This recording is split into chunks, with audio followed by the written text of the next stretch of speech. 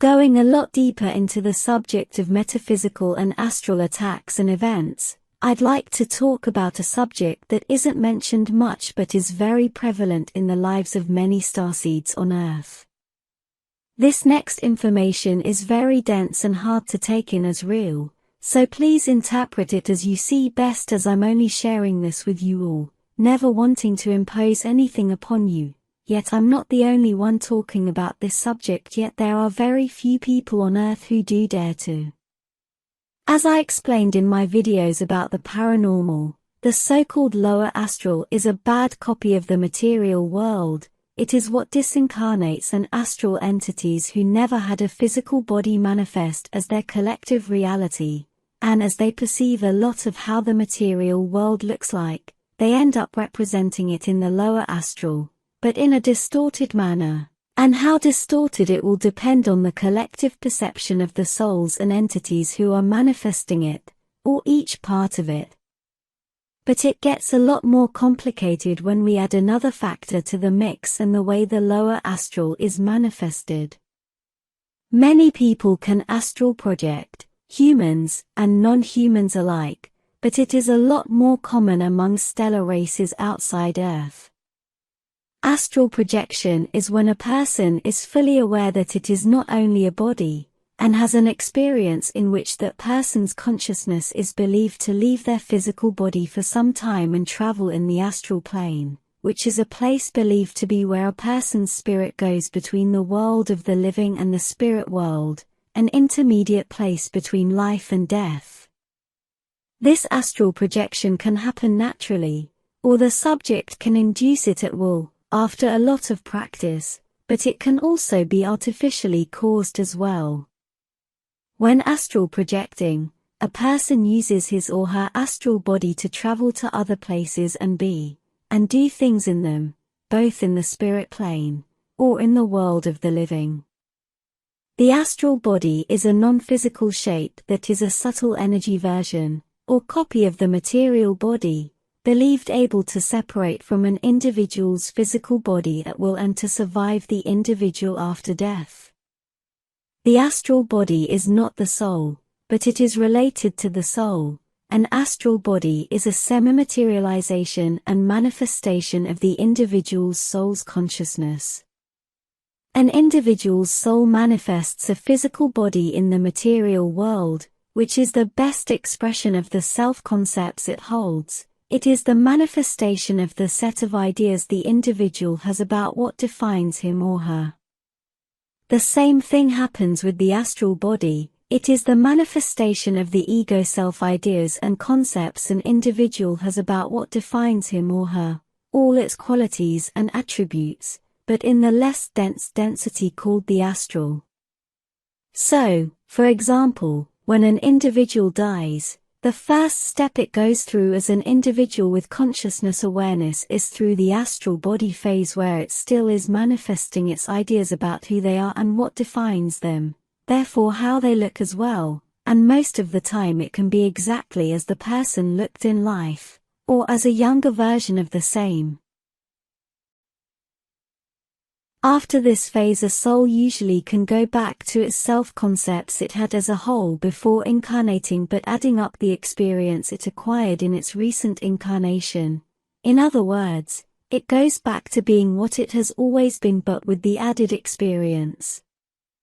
And it is when a soul is overly attached to what defined it while in the world of the living when it may become a disincarnate person, roaming the lower astral until it finds its way back to where it initially came from. The astral, lower astral, or higher astral only refers to the frequency and vibration of who manifested those realms, because there are no places, there are only agreements of perception, from where a person or a group of people may manifest what they interpret as the exterior reality they live in, but that will always be the reflection of who they are. And when a person astral projects, it logically exports its perceptions and its frequency as a soul to wherever it goes, aiding and adding up to those realms and how they are manifested, and with what qualities and attributes. Many people can astral project naturally, And many others can learn to do so as well, and I'm quite sure many more people can than what is perceived, because most of them hide this from their friends and family, because it is hard to believe and easily ridiculed. Astral projection is often confused with lucid dreaming. They are related but not exactly the same, as will be explained in detail in my upcoming video about dreams. The military of both off-Earth advanced civilizations and the ones on Earth as well, have managed to take advantage of individuals who can astral project and have learnt how to induce it in other individuals who cannot do so at will, using chemicals, drugs and invasive procedures that involve alienating the individual from its physical body through extreme exhaustion, sleep deprivation, and torture. On Earth, it is usually done more efficiently with substances combined with placing the physical body in sensory isolation pods and under a field of electromagnetic energy and sound with the appropriate bandwidth and frequency to cause the desired effect, with this effectively weaponizing astral projection. Stellar races can calibrate full immersion pods to guide and generate the desired frequencies to give the individual a remote presence and experience in the astral in just about any frequency location imaginable in it. The military of both of world and terrestrial armies have managed to develop elite units of special forces who operate from the astral to be able to fulfill tasks and missions that require things that are impossible to achieve while in a physical body.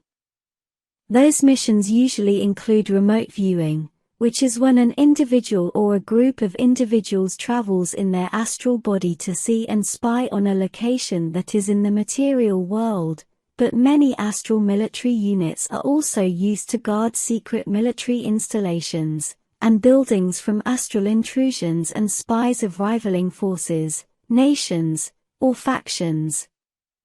As I have explained in my videos about the paranormal, the material world can and is being heavily affected by what is happening on the astral side, as they are not separated by any sort of barrier of any kind. Furthermore, the material world is in reality a manifestation spawn from the astral side.